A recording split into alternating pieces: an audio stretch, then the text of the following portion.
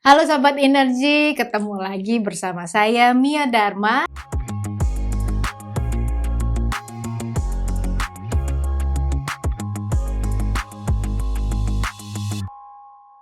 Kali ini kita mau membahas mengenai tata krama atau manner does matter. Keren ya judulnya. Karena yang kasih judul adalah teman saya, teman baik, Ikrip, sahabat Dr. Yu Hasan. Halo, apa kabar sahabat? Teman baik. Teman baik, Ikrip. Ikrip ya. Ya. Setelah ngomong soal confidence, Ya, sekarang saya mau nanya-nanya soal tata krama atau manner. manner. Oke. Nah, itu menurut neuroscience, sekali lagi ini hubungannya sama neuroscience ya. Salah satu yang unik dari otak manusia dibandingkan otak binatang lain itu adalah perbendaharaan kalimat manusia yang tidak terbatas. Ya. Oke. Jadi ya, manusia ini memang mempunyai keunikan dalam hal berbahasa verbal, ya. Kata-kata ya. Bahasa verbal, ya. Jadi bahasa itu kan ada bahasa tubuh, gitu ya, pakai Mm. bahasa alis gini ya. Wow. Nah, itu ya. Atau bahasa tubuh atau dengan bahasa verbal. Bahasa verbal itu yang keluar secara verbatim, diucapkan terus kemudian dipahami oleh orang lain. Iya. Ya, itu. Nah, manusia ini akhirnya bisa mengembangkan bahasanya itu karena nenek moyang kita itu sekitar 350.000 sampai 700.000 tahun yang lalu itu menggunakan api, gitu ya. Menggunakan api, memanfaatkan api. Jadi manusia ini ya sekitar 350.000 tahun yang lalu sampai 250.000 tahun yang lalu itu kita menggunakan api sehingga kita mempunyai waktu senggang. Kenapa demikian? Ya, kalau kita itu manusia ini tanpa api, Ya. kita itu memerlukan waktu 8 sampai 10 jam sehari mengunyah untuk melanjutkan kehidupan. Kan Wow. kita perlu makan, Betul. ya. Jadi untuk makan mengunyah gitu. Sebelum kenal api, manusia itu memerlukan waktu 8 sampai 10 jam mengunyah sehari untuk melanjutkan kehidupannya. Setelah menggunakan api, dia hanya memerlukan 3 sampai 5 jam waktu sehari mengunyah untuk melanjutkan kehidupan. Dia punya waktu 3 sampai 5 jam nih, ya. Waktu spare. Ngapain? Kalau ngomong, ya ngobrol gitu ya. Oh, oke. Ya, nah, ngobrolnya manusia dalam waktu 100.000 tahun itu akhirnya menghasilkan manusia itu yang mempunyai perbendaharaan kata dan kalimat hampir tidak terbatas. Itu yang membuat manusia itu bisa bekerja sama meskipun tanpa saling mengenal. Ya, tanpa saling mengenal. Itu yang namanya tata krama. Jadi tata krama itu apa? Tata krama itu adalah kesepakatan bagaimana kita harus berperilaku dan harus berbahasa pada satu kelompok. Oke. Ya, yang pada dasarnya manner itu sendiri kita menyampaikan yang tidak sesungguhnya. Ya, Oke. contoh misalnya yang namanya tata krama itu, seorang anak buah boleh benci sama atasannya, ya.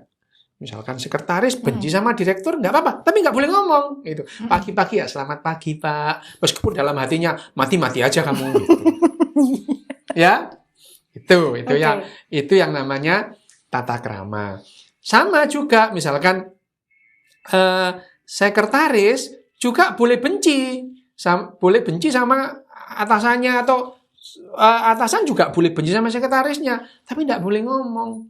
Supaya apa? Supaya kerjasama itu bisa terbentuk. Begitu ngomong, aku benci sama kamu, iya Pak, saya juga benci sama Bapak, besok nggak bisa kerjasama. Selesai, gitu. ya. Nah, yang namanya kerjasama, apalagi kerjasama dalam jumlah yang besar, itu diperlukan tata krama tadi, yang pada dasarnya itu menyampaikan yang tidak sesungguhnya. Jadi, menyampaikan yang tidak sesungguhnya itu bukan berarti selalu berkonotasi jelek, gitu. Karena menyampaikan yang tidak sesungguhnya di otak kita itu memerlukan effort. Memerlukan effort, Di otak usaha. kita. Iya, misalnya ini ya, misalkan aku ini bawahannya Mia, aku bawahannya Mia. Untuk memperbaiki hubungan itu, aku ingin menyenangkan hatinya Mia misalnya. Ya. Dalam pikiranku tuh reka-reka, kira-kira apa ya yang diperlukan atau menggembirakan hatinya Bumia. Lu itu otak perlu effort untuk sekedar mencari kira-kira apa yang disenangi atau yang digemari Bumia sehingga saya bisa membelikan menjes misalnya itu ya. Nggak Ternyata ada suka terjemahannya itu dok, menjes. menjes. Misalnya Agak dinaikkan sedikit. ya wes apa namanya tetel misalnya tetel goreng gitu. Donat kayak yang Donat, agak-agak ya. manis, Nah. cakep gitu, menjes.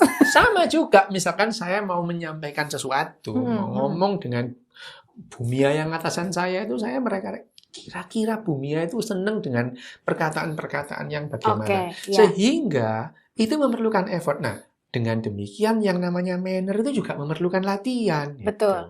Gitu. Betul. Jadi namanya manner itu dilatih, tidak bisa. Kamu tuh mbok yang ngerti tata krama. Nggak bisa, harus dilatih. Mesti dilatih. Gitu. Sekali lagi mesti dilatih sama kayak confidence tadi. Sama. Iya. Berarti intinya mungkin kalau tadi dokter bilang bahwa yang namanya tata krama itu adalah sesuatu yang apa istilahnya mengatakan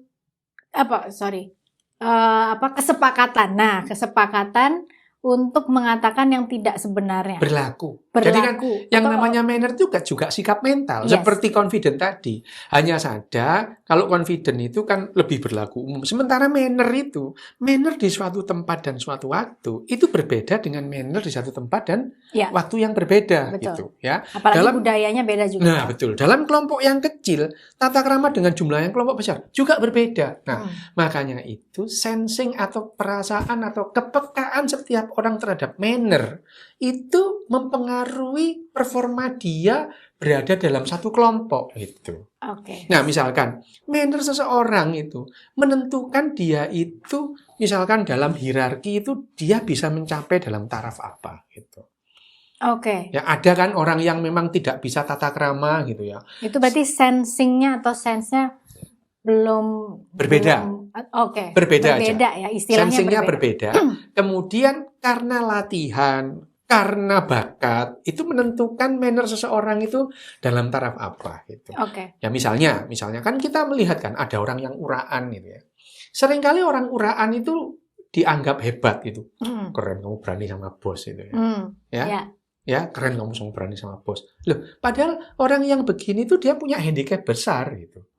Bagaimana dia mau menapaki karirnya kalau bosnya aja nggak suka gitu. Ya, betul. Ya, jadi yang manner itu diperlukan bukan menjilat, bukan itu. Karena manner dalam hal organisasi, perusahaan itu kan organisasi ya.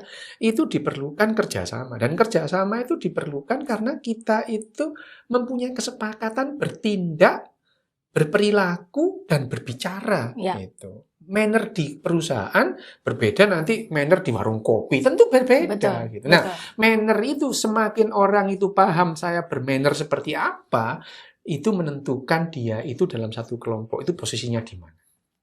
Wow, berarti benar-benar bahwa manner atau tata krama yang baik itu sangat amat diperlukan gitu ya dok ya? Nah, ini sekali lagi, ini kata-kata baik itu tadi yang perlu digarisbawahi. Tata krama itu tidak ada tata krama yang baik atau tata krama yang buruk. Tata krama yang sesuai. Tata krama yang sesuai, ya, oke. Ya. Karena memang tergantung dengan situasi, kondisi, zaman, waktu. Iya. Misalkan tata krama di Jawa tentu berbeda dengan tata krama di Sumatera Utara. Table manner-nya orang Eropa tentu berbeda dengan table manner-nya orang Jawa gitu. Oke, makanya diperlukan sensing kepekaan kepekaan mengenali dan peka bagaimana saya harus bersikap mengutarakan sesuatu. Itu kembali pada yang sama dengan sesi yang lalu, sesi yang confidence itu. Bahwa kepekaan kita terus menentukan sikap itu dipengaruhi oleh yang namanya memori implisit dan memori eksplisit dan latihan.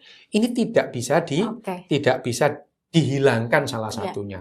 Mana yang lebih penting? Semuanya penting. Karena misalnya memori implisit, ya semuanya itu hampir 90% itu ada dalam kendali memori implisit. Tapi memori implisit yang tidak dilatih atau dia tidak mempunyai batasan secara knowledge juga tidak akan optimal.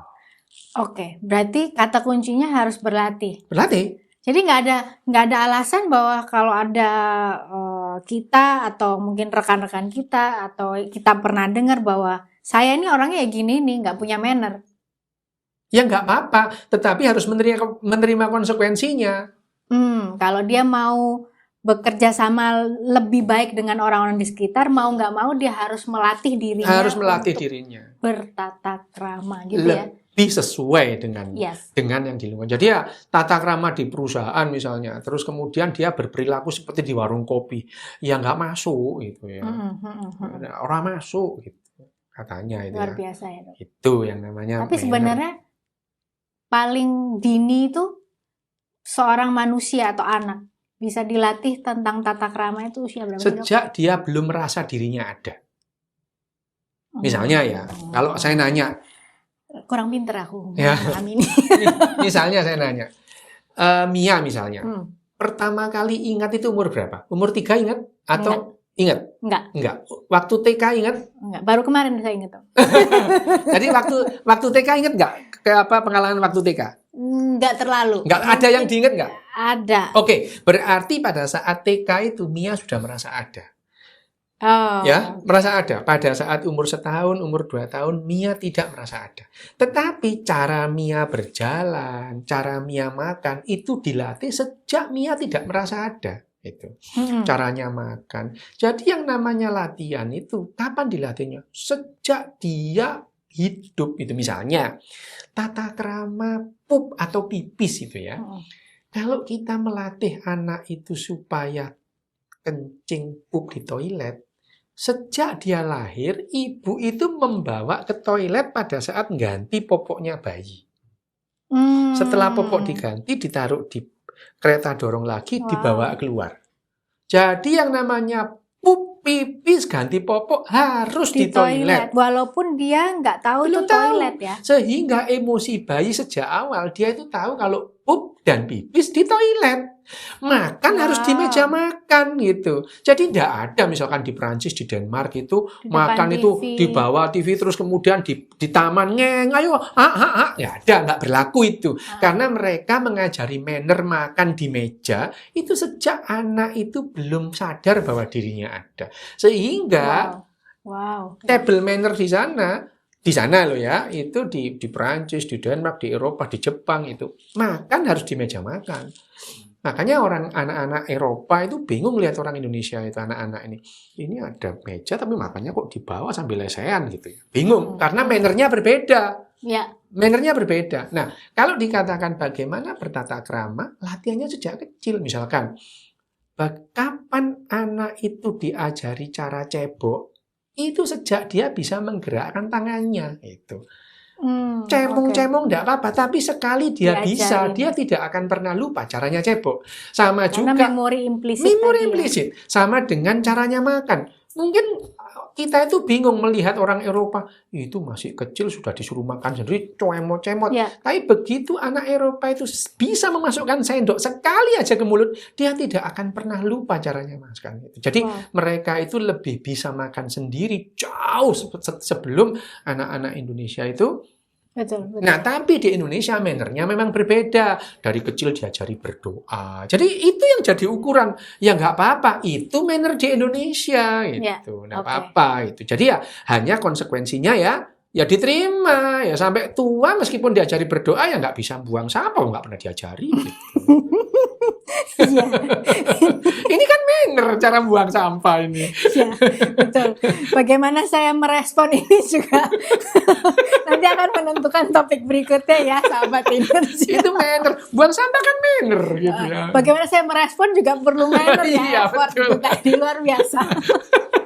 Tapi Dok, kembali soal manner atau tata krama. Ada hubungannya nggak sih sama perkembangan otak? Oh iya, tentu. Karena gini ya, otak kita itu berkembang itu lebih banyak dikarenakan latihan ketimbang dikarenakan pengetahuan. Otak kita berkembang dikarenakan latihan. Karena bukan karena pengetahuan. Ya. Jadi, misalkan orang Jepang itu membuang sampah pada tempatnya, tata krama mereka itu bukan karena diberitahu yang namanya membuang sampah di sembarang tempat mengakibatkan banjir. Kita juga tahu itu. Gitu. Tapi kita nggak bisa buang sampah gitu.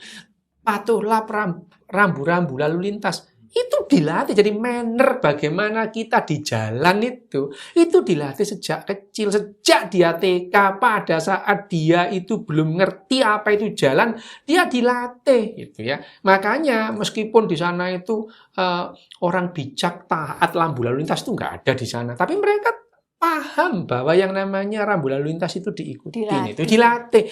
Manner bagaimana bertata krama di angkutan umum itu dilatih. Anak-anak TK itu latihan itu cosplay gitu ya, latihan dia yang satu pura-pura jadi supir bis, yang satu itu yang naik bis kemudian datang ada orang yang perutnya gendut, dipersilakan ini orang hamil yang pakai tongkat. Itu mesti dilatih. Itu dilatih. Itu adalah tata krama manner. Jadi manner das meter. Ya, hanya saja kesepakatan orang di satu tempat dengan kesepakatan di tempat lain tentu berbeda. Hanya saja kita harus menerima konsekuensinya. Gitu. Kalau misalkan di suatu tempat yang tidak menganggap penting melatih anak itu taat rambu lalu lintas, ya wajar kalau lalu lintasnya semrawut, ya terima aja. Oke. Nah, hubungannya tadi kan gini Kak, Dok, kesepakatan bagaimana kita bersikap atau berperilaku atau berkata-kata di suatu tempat gitu kan, itu manner. Tetapi bagaimana kalau misalnya nih, saya ngerasa sense saya atau kepekaan saya ini kurang nih gitu. Saya bisa melatih diri saya juga kan? Oh iya, tentu bisa. Jadi nggak putus asa gitu. Iya. Nah, sekarang kalau kita melihat ya, dari dulu itu kan ada misalkan pelatihan-pelatihan atau dianggap sebagai kursus-kursus untuk manner gitu. Ya. Hanya saja manner yang diajarkan itu kan manner yang berbeda. Misalkan ada satu manner yang mengajarkan mannernya itu bagaimana berperilaku sebagai seorang Eropa gitu. Padahal kita hidup di Indonesia. Ya. Itu kan jadi akhirnya kita frustasi sendiri karena manner yang kita ajari nggak cocok dengan mannernya orang-orang gitu. Oke. Ya, hanya saja ya. Apakah penting misalnya kita berlatihan atau namanya mengetahui tata krama misalnya orang Eropa? Lah ya penting. Pada saat apa? Lah pada saat kita berhubungan dengan mereka. Ya, gitu. Berarti kita mesti cari tahu dulu, ya kan? Terus pelajari, terus latihan. Gitu kan tadi kan tetap 3 kan. Yang pertama adalah latihan, yang kedua adalah pengetahuan. Oke. Nah, itu kan. Jadi pengetahuan dan pengalaman itu penting karena pengetahuan kita tentang tata krama orang Jepang misalnya itu akan membantu kita berhubungan baik dengan mereka pada saat kita berkenalan atau bekerja sama dengan mereka. Ya, betul. Gitu. Sehingga itu yang akhirnya menjawab bahwa hubungan tata krama dengan perkembangan otak seseorang karena kita dipaksa atau terus belajar terus ya. Jadi otak kita juga berkembang. Betul. Luar biasa, Dok. Manner does matter. Dr. Ryu Hasan, sahabat energi, dapat ilmunya banyak, luar biasa. Jadi para orang tua, ada tips juga tadi ya. Kalau yang punya anak-anak kecil di bawah 5 tahun, mulailah udah mengajarkan tata krama. Karena nanti pasti mereka akan inget tuh bagaimana bersikap, berperilaku, punya kepekaan. At least itu dulu ya, kepekaan untuk bersikap dan berperilaku dengan baik sesuai tempat, lokasi, dan dengan siapa kita berhubungan atau berelasi. Luar biasa Dr. Ryu Hasan. Terima kasih banyak sahabat dan teman baikku ini. Sama-sama sahabat dan teman baik. Ikrip banget kan ya. Ikrip kan kita, ikrip. Jadi mesti datang lagi. Oh iya, dengan senang hati. Oke sahabat energi, sampai di sini dulu episode saya dengan Dr. Ryu Hasan. Kalau ada yang mau ditanya, silahkan subscribe dan komen di bawah di bawah video ini, dan jangan lupa nantikan episode Ruang Tamu Mia berikutnya. Sampai ketemu.